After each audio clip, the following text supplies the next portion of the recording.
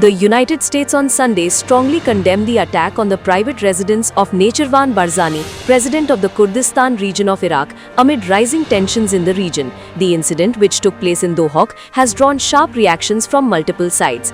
In a statement, the US Department of State blamed Iran and its allied militias for the attack, calling it a despicable terrorist act. It said such actions by Tehran and its proxies undermine Iraq's sovereignty, stability, and unity, while condemning what it described as indiscriminate and cowardly violence across the Kurdistan region and wider Iraq. Iran rejects allegations, blames US and Israel.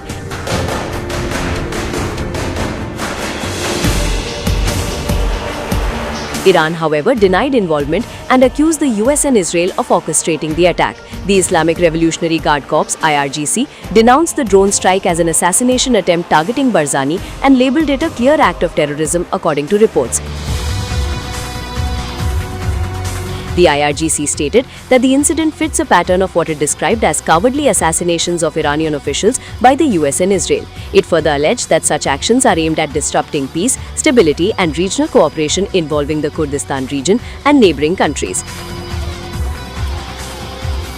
Iraq orders probe as tensions escalate. Mohammad Shia al-Sudani spoke to Barzani following the attack and has ordered an investigation into the incident. So far, no group has claimed responsibility. The Kurdistan regional government confirmed the drone strike, with Prime Minister Masroor Barzani condemning it as a cowardly act and calling for swift action against those responsible.